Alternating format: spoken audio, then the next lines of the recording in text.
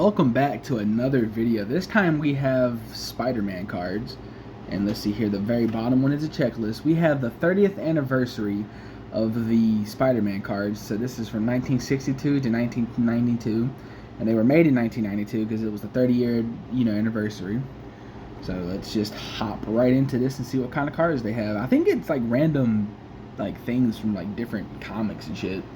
But we have the Amazing Fantasy. This is the first comic cover, if I'm correct. Like the very first Spider-Man, wasn't it? Yeah, introducing Spider-Man, yeah. Okay. Okay, here, there's some back to it, though. Alright, but Jack Kirby first did artwork for Spider-Man's debut, Amazing Fantasy 15. Stan Lee took him off the book and gave it to Steve Ditko, and then who drew Spider-Man like the typical superhero at the time. He drew the original cover, but Stan Lee asked for another angle. Ditko collaborated with Jack Kirby on the final version. Not bad, not bad. Alright, we got Peter Parker, Ben Parker, and May Parker. Yep, 6 years old. Becoming an orphan at the age of 6. Yep, after his parents were killed in the plane crash, Peter Parker was raised by his father's brother Ben and his wife May. Also, damn, May's not even biologically related to him. Shit. Let's see here. Yep, the spider that bit him. The exhibition. One night during the sophomore year in Midtown High, he attended a demonstration concerning the safe handling of nuclear waste, and then he got bit by the spider. Let's see here. This is him getting bit, turning into Spider-Man. He's like, oh. Up in, you see him. The human spider. Peter leaps from the path of the speeding car, and the honor student discovered to his amazement that he was sticking to the wall 30 feet high. He quickly learned that he had become in effect, become a human spider. Okay. These cards look really fucking nice, by the way. These are some nice fucking cards. Like, look at the detail on these damn things. Nope, I did not mean to hit that. But yeah, reflexes. Spider-Man reflexes are faster than the average human by about a factor of 15. Yeah, he's fast enough to dodge bullets at a distance, if they're fired at a distance. Note, Spider-Man is extraordinarily limber, and his tendons and connective tissue are twice as elastic. Oh, okay, that's pretty fucking cool shit. Here he is, just chilling on the wall. Wall climber. Spider-Man's hands and feet adhere to mental command, and most services allow him to climb walls and hang upside down. Hey, these are kind of cool. I like these. These cards look fucking nice. I mean, I've done said that once, but these cards look really fucking nice. Like, I actually like how they look. Spider sense. A tingling sensation in the back of Spider-Man's skull warns him of danger. The pre-monitored spider sense give him several hundredths of a second's warning, which allows him his super reflexes to react. Spider-Man can measure the severity of the damage by the strength of the tingling in his skull. Do spiders actually have a sense like that, though? Or is that just something Spider-Man has? Yeah, this is him with his web shooters. Kitty, come on, bro, chill. Chill out, go lay down. But, web shooters. Spider-Man's form of transportation is swinging and web lines emitted from his web tissues. Or his web shooters, these are twin devices, one on his wrist that can shoot the strands of special fluid. Special web fluid. Hey, check this out. He's hung up this guy. He's about to eat him. Okay, now these cards look really nice, though. I'm gonna be real with you. Web fluid. The web fluid is a sheer, thinning liquid with exact formula not yet explained by Peter Parker. Also, he hasn't even explained how it works. He just don't even give a fuck. But let's see here. We have Spider-Man catching something, maybe? I don't even know. What's he doing? Equipment. Okay, whenever Spider-Man is unable to pursue someone or something, he enlists his little tracking devices. That's what that is. Okay, so this is the chameleon, isn't it? I think. No, this is him wrestling. Okay. Running an errand for his aunt, Peter came upon a wrestling match where the cash prize was offered for anyone who could beat who could remain in the ring more than 3 minutes for Crusher Hogan. As assuming a mask, Peter accepted the challenge.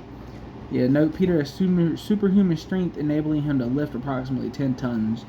After the match, Peter's skill screen colors onto dancing tights, creating his first costume.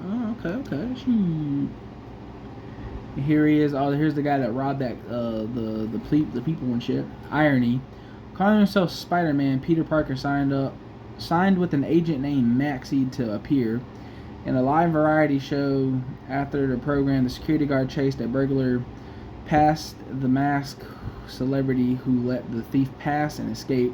Ironically, the same burglar broke into the Parker home. Uncle Ben discovered the burglar and was shot and killed by him. Wait, I thought Uncle Ben got shot in like a car. I didn't know he got killed up in like his house and shit. Jesus, that's probably even worse.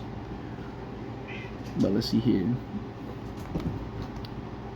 Returning home, Peter discovered his Uncle Ben had been killed. A police officer informed a grief-stricken student that the murderer was holed up in an abandoned warehouse. As Spider-Man, he rushed to the warehouse. Alright, let's see here. Now we're at the Amazing Spider-Man. 2 great feature-length spider thrillers. The Fantastic Four. Yeah, I love the I love the comics where he's mixed with the Fantastic Four. It's just nice. Wanted. Report him to the nearest FBI agent. Caution, he is dangerous. March 1963 is a release of Amazing Spider-Man 1, Spidey's first adventure comic in a new comic book. Showcased the troubled hero was mistakenly revealed after he had risked his life to save an astronaut. Okay, shoot. Alright, let's see here. We got a scientist doing sciencey stuff, it looks like, maybe. I ain't quite sure.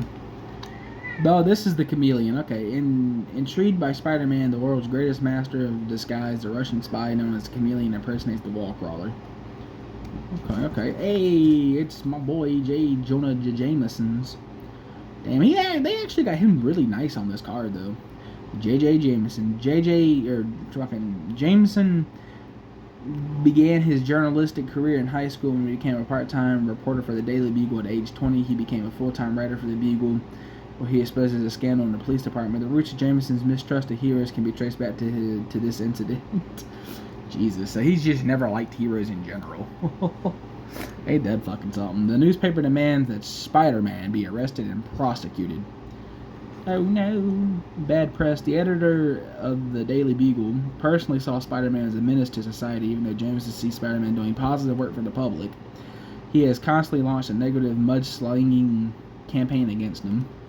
I mean, it's right for him to do that, though, but, you know, that way you can keep Spider-Man on his fucking toes so he keeps doing good, you know? But fucking, who is he fighting? Is that who is that?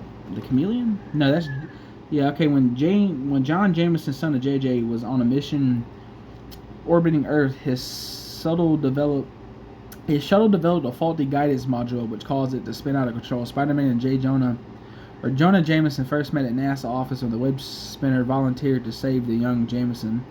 After rescuing the astronaut, Jonah accused Spider-Man of sabotaging the shuttle in order to save it as a publicity stunt. Oof. Hey, now check that out. That's fucking sick. The Fantastic Four. I like that. That's cool as shit. We got Sue, Richard, Reed, Sue, Reed, Johnny, and Ben. Fantastic Four. The Fantastic Four, whose members had gained their powers during an experiment in outer space, appeared in the guest Amazing Spider-Man 1. Spider-Man broke into the Fantastic Four headquarters looking for a well-paying job. I mean, yeah, you're not wrong. Yeah. That's how you do it, I guess. There's Spider-Man holding his little camera. Shutterbug. Aunt May provides Peter with a camera owned by his Uncle Ben. With this legacy, Peter is able to provide a living for him and his aunt by selling dramatic photos, which could only be taken by a superhero like Spider-Man. Uncle Ben's camera is a wind-up, motor-drive, automatic Lexetta camera. Hey, that's pretty cool, though, shit. Well, let's see here. Vulture and Spider-Man. Duel to the Death. The second issue of Amazing Spider-Man from May is the key story development of Spider-Man before the web slinger only fought crooks and spies. So then he started fighting actual fucking people and shit. Okay. Alright, so he's beating the shit out of him. He's like, yeah, get got, bitch. Oof. The Vulture. An elderly inventor named Adrian Toomes created an electromagnetic harness enabling himself to fly. Which is fucking cool as shit if you think about it. Here's Adrian Toomes. This is the Tinker. Spying on a strange, elderly inventor known as the Tinker, Spider-Man learns that he is helping extraterrestrials conquer the Earth. Okay, shit. Hey, we got Doc Ock and Spider-Man. Hell yeah. Otto Octavius was a timid researcher. His colleagues nicknamed him Dr. Octopus after his tentacled harness, which allowed him to handle reactive materials while standing behind a glass shield in a freak laboratory accident. Okay. Here he is, just pimp slapping Spider-Man. He's like, oof, beating the shit out of him.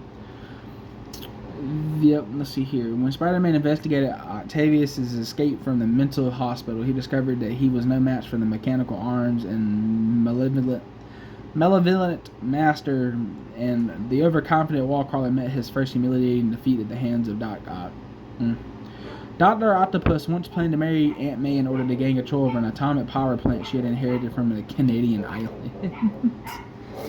Hey, let's see here. Sandman. Check that out. Looking fresh. Yep. William Barker, alias Flint Marco, found refuge in a military nuclear test site when he was lying on the nearby beach when the experiment's nuclear reactor's steam system exploded, bombarding him with a massive dose of radiation, making him into sand shit. Hey, we have Spider-Man and Dr. Doom. I like Dr. Doom. Dr. Doom is pretty cool. After reading the assaults of negative press on Spider-Man, Dr. Doom assured the web slinger was crooked. He assumed the web slinger was crooked. The deranged dictator audaciously asked the hero to become his ally. So he thought Spider-Man was bad. Jesus. Alright, we have Doc Connors, the lizard. Yep. In the Florida Everglades, an amputee scientist named Doc Connors created a serum derived from genetic material of lizards. He hoped to regain his missing arm by using the formula. Then we have Peter Parker making his sciencey stuff. 4 Eyes. In January, Flash Thompson's ego is wounded by hang on, shit, I read that wrong. Flash Thompson's ego is wounded by Parker's quick wit in a verbal dispute. In retaliation, Flash shows Peter, causing his glasses to fall off and shatter against the floor.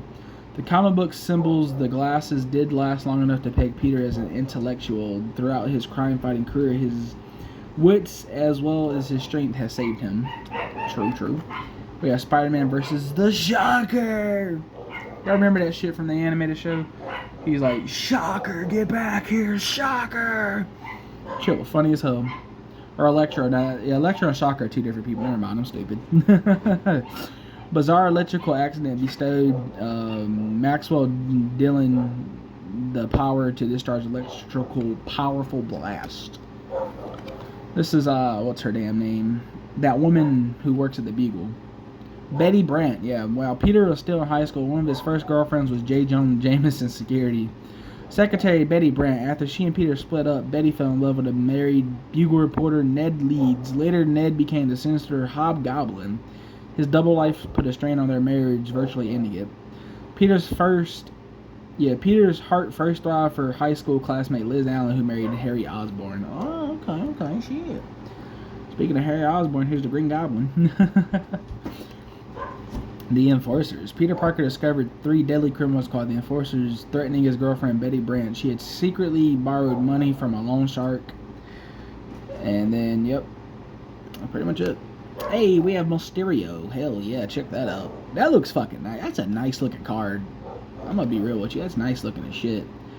Quentin Beck, a former Hollywood special effects designer and stuntman, exclusively manipulates his victims' surroundings and senses through mechanical and hypnotic means. He wanted to kill Spider-Man and take his place in public spotlight. We have the Green Goblin riding a rocket, which is funny as shit looking in all honesty. The Green Goblin, Norman Osborn, co-owner of the leading manufacturing firm utilized by his partner's notes in attempting to concoct a formula which would enhance his own strength. The Green Goblin. And here's the Green Goblin picking Peter Parker up. Let's see here. Breakup. A conflict over an identity of the first Green Goblin broke apart the legendary team writer of Stan Lee and artist Steve Ditko. Ditko wanted the villain to be someone completely unknown. Lee wanted someone the readers would recognize, making the dramatic climax. Stan Lee, being editor, won the disagreement, and Ditko left without drawing the story. Damn. Alright, so we have Spider-Man and Mary Jane. Okay, let's see here.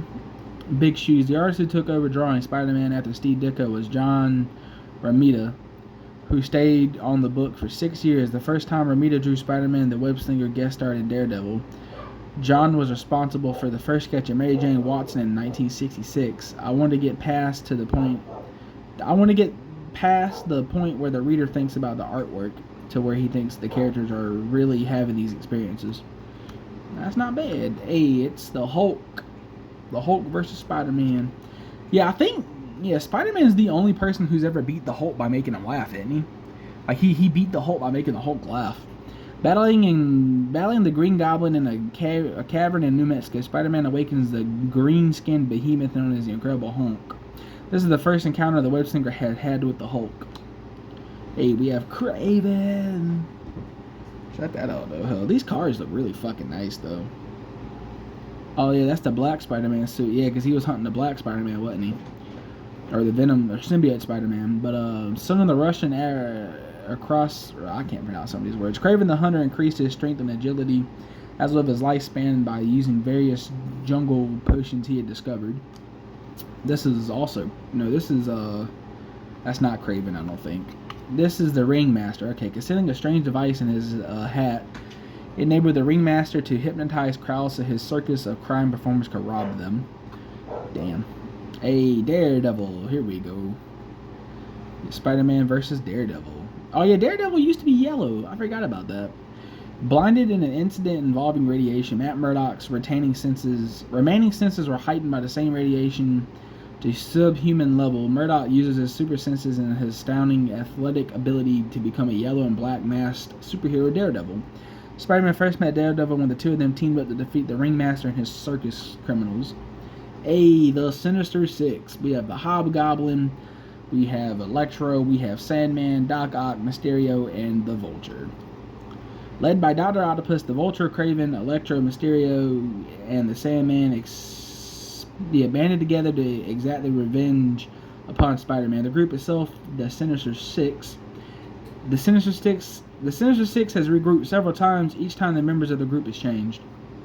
Yes, it has. Alright, we have Spider-Man versus Scorpion. Jonah Jameson hired a private investigator named McDonald Gargan to become a subject of an experiment granting him the powers of a scorpion. Alright, let's see here. We got, what the hell is this? Spider-Man versus Robot Jameson? Maybe? Spider Slayer. The robot was especially designed to J.J. Jameson's specifications to battle and capture Spider-Man. He could control the robot from miles away, and not only could he see through the machine's visual sensors, but his face appeared on the monitor as well. Alright, let's see here. Is this, who is this? This is Spider-Man versus... Fuck, I can't remember who the hell that is. Molten Man. Stealing a strange liquid metal alloy derived from an organic meteor, the scientist Mark Rankston spills his formula all over himself, transforming him into a superhumanly strong supervillain Molten Man. We have the Rhino. Check that out. Rhino versus Spider-Man. The Rhino, small-time muscle man, was able to subject an experiment to develop a subhuman, manly, powerful assassin. After months of chemical and radiation treatments, the muscular man was outfitted with a skin-tight bodysuit composed of coarse, rough material. Not bad. We got the Grey Hulk in Spider-Man. Check that shit out. Passing the initiate test for membership into the superhero group, the Avengers, Spider-Man had to bring the Incredible Hulk to their headquarters. While battling Spider-Man, the Green Behemoth transformed into Dr. Robert Bruce Banner. The Wall Crawler became the first costume hero to learn the Hulk's true identity. Spider-Man decided to protect Banner's secret and return to the Avengers empty-handed, failing the test. Yeah, because he made him laugh, if I'm correct, and he beat him. This is Spider-Man with the X-Men. We have Archangel, Cyclops, Iceman. Can't remember the other two. Iceman and the Beast. Oh yeah, wait, that one. That one's the Beast. I think that's the original Beast, isn't it? But Iceman and the Beast, both members of the mutant super team X-Men, witnessed Spider-Man stop a simple bank robbery. The two mutants, mistaken Spidey for a mutant himself, invited the web slinger to join their team. Spider-Man refused on the grounds that he had just turned down a similar proposal from the Avengers. Oof.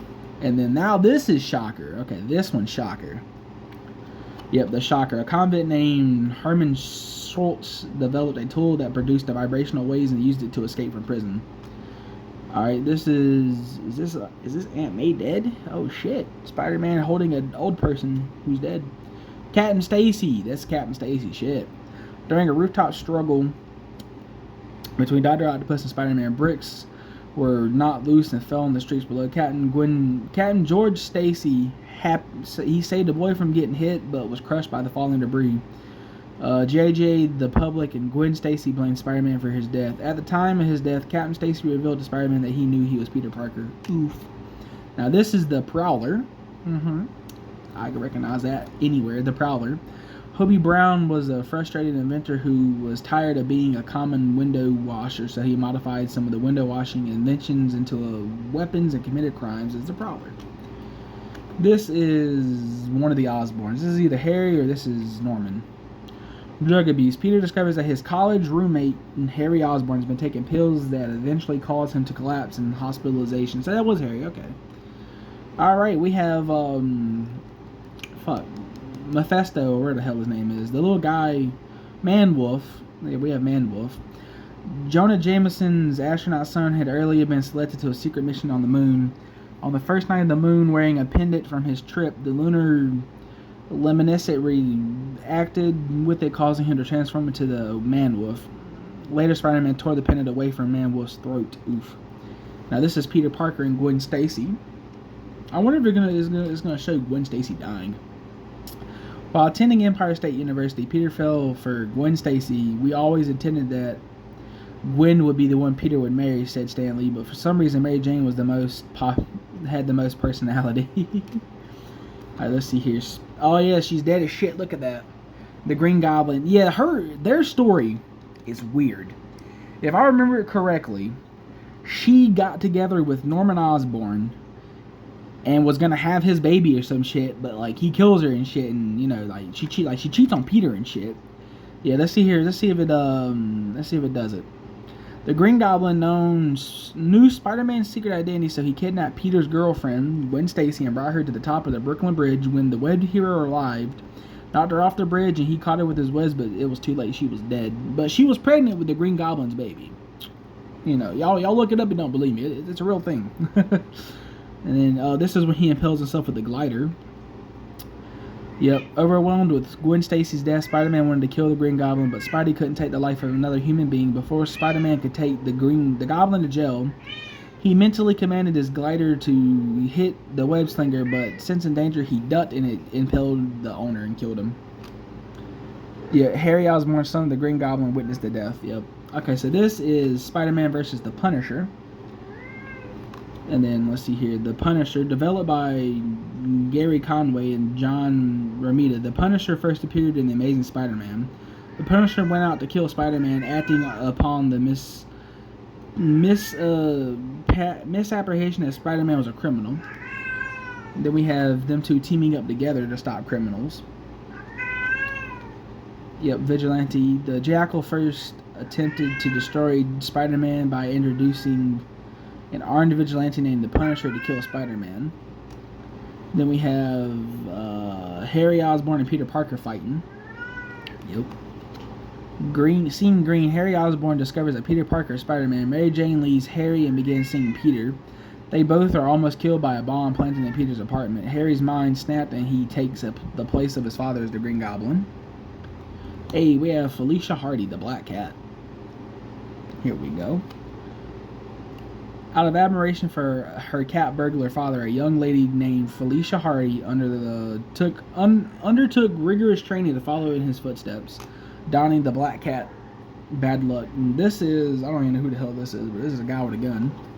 This is the burglar. Years later, Spider-Man confronted the burglar responsible for turning him into a crime fighter. After fighting the burglar, Spider-Man revealed to him his secret identity, announcing to the criminal that Ben Parker was his uncle, and the startling revelation convinced the burglar that the webhead would kill him. In his panic, the killer suffered a fatal heart attack. Jesus, this is Hydro Man. Yep. While lowering into a generator, the ocean crewman Morris Bench was accidentally knocked overboard by Spider-Man, who was trying to snare a wild electrical cable that snapped. And then here's the Hobgoblin. They have too many goblins in Marvel. Discovering the hidden lair of the late Norman Osborn in a deserted Queen's warehouse, the intruder pilfered the Green Goblin's equipment, adapting it to his own needs and becoming the terror known as the Hobgoblin. We have the Kingpin. Check that out. Kingpin.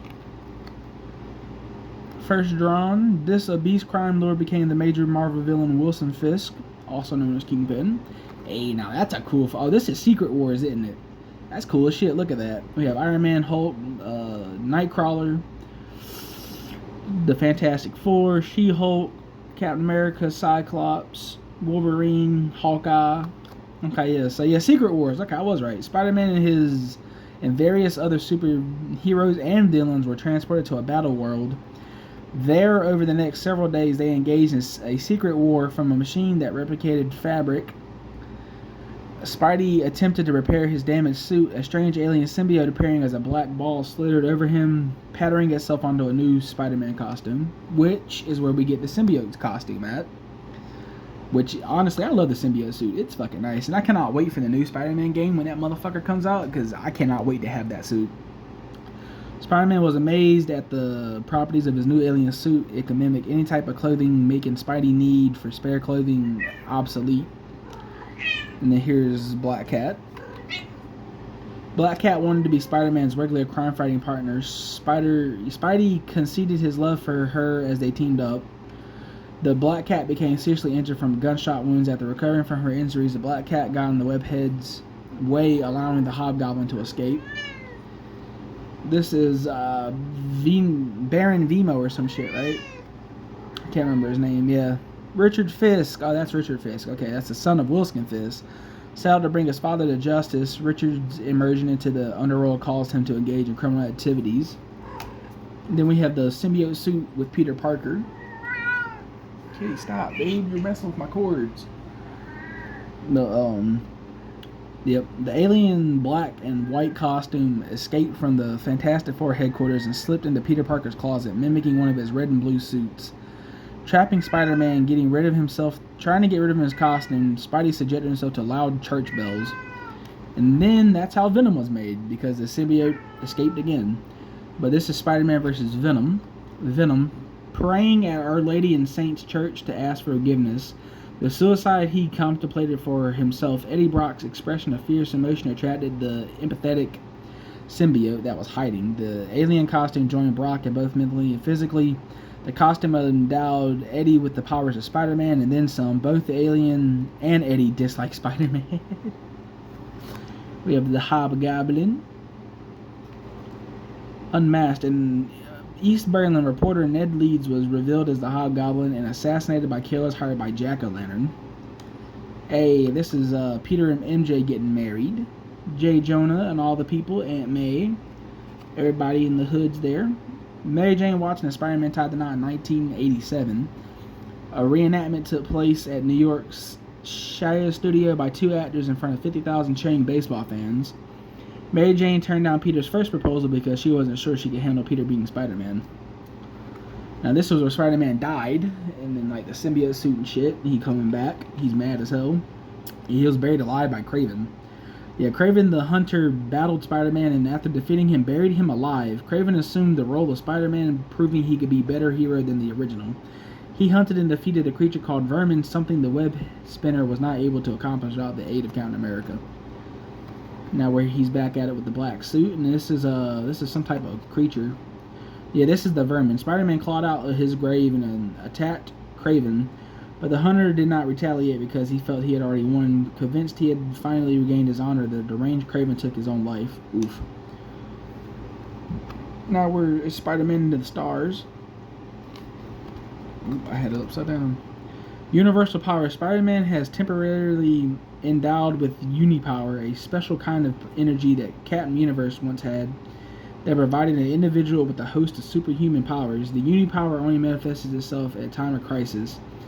It could be it personal or worldwide, and withdraws when the crisis has been abdicated. And then yeah, this is Venom and Spider-Man. Venom's about to eat that ass. Captured. To capture Venom, Spider-Man forced the symbiote costume to deplete its webbing supply, which was actually compromised. Before the alien could regenerate enough of its mass to become a renewed threat, Spider-Man imprisoned Venom with a sonic containment. And then here's Spider-Man swinging. These cards look really fucking nice, though, honestly. Like, these cards are nice. Issue 300. The old red and blue Spidey suit returned to issue 300. McFarlane got his first chance to ink his own pencils. Todd made some changes to Spider-Man by penciling larger eyes and the mask and altering the webs by making it more spaghetti-like. Not bad, not bad. So this is Silver Sable in Spider-Man. Yep, the sinister conspiracy is afoot to topple the I can't pronounce that shit. Government. Silver Sable enlists the aid of old webhead Captain America and the mysterious adventurer Paladin to stop the assassination. And then this is Peter Parker and the Hobgoblin with his little spider light. The arrogance. With his endless lust for power, Philip Mackley offered his soul to sell his soul to the demon Nostraf in exchange for the power of a demon. Yep, which ain't bad. And then here is Spider-Man with all his webs. In August 1990, the new comic book Spider-Man 1 debuted, selling 2.35 million on its initial press release. Jesus Christ, dude. That's a fuck ton. But here is Wolverine, Ghost Rider, Sue Storm, and then the Hulk and Spider-Man. The heroes. 3 members of the original Fantastic Four may be dead. As an alien menace of awesome power challenges Earth to crush the threat, 4 of our world's mightiest and most mysterious heroes answer the call. In an act of unprecedented daring, Spider-Man, the Hulk, Ghost Rider, and Wolverine band together to form an all-new, all-different Fantastic Four to confront the race of aliens called the Skrulls. And then here is Carnage. Alright, now we're getting to the cool shit. I like Carnage, bro. Carnage is he's something else. Spawn. A serial killer, Cletus Cassidy, joined a piece of the symbiote alien. Joined with a piece, yeah, because it's in his blood or some shit. Venom spawning a new villain named Carnage. The only way Spider-Man could stop the serial killer was by teaming up with Venom. Which, you know, it's bad if Venom got to team up with him. But here is Spider-Man and the Paladin, I think, right? Or New Rose. Spider-Man allies himself with the New Rose. After Richard Fix officially sets himself as the new Kingpin of Crisis, the Rose changes his look and named the Blood Rose. Alright, let's see here. We have Spider-Man and the Guardians of the Galaxy, isn't it? Or the Nova Corps. I can't remember which one this is. The New Warriors. Costume superheroes are disappearing from the streets of New York, and among them is missing is Speedball. Meanwhile, a small town in New Jersey is under attack by a private army. Then, okay, this is Kraven and Spider-Man, I think. Yeah, Soul of the Hunter. Peter comes to grips with the death of Kraven. As he is haunted by his ghost, Spider-Man battles Kraven's decaying corpse in a deadly struggle over Kraven's grave. Now we have the Red Skull and Peter Parker. If I'm correct. Parents. Peter Parker's parents return after everyone thought them dead for 30 years. Richard and Mary Parker were S.H.I.E.L.D. agents who were assigned to infiltrate the Argarian spy ring controlled by the second Red Skull. The Skull learned the Parkers were double agents and sabotaged their aircraft. After the crash, the Red Skull planted false evidence of treason in the wreckage. Hey, Spider-Man 2099. That's the last card? Hell yeah, dude. That's cool as shit. Spider-Man 2099. The civilian identity of Spider-Man 2099 is Miguel, who is a real wise guy. Miguel takes on responsibilities that he cannot handle in his civilian guise. As for powers, he can do everything a real Spider can do. And then here's the card. And that is the entire set of the 30th anniversary of Spider-Man. Which, honestly, these cards, they look amazing. And I am so glad that... Oh, I missed a card. I am so glad that I got these. These are fucking nice as hell. And yeah, I hope y'all have enjoyed. Y'all be safe and y'all have fun. And I will catch you on the next one. See you then.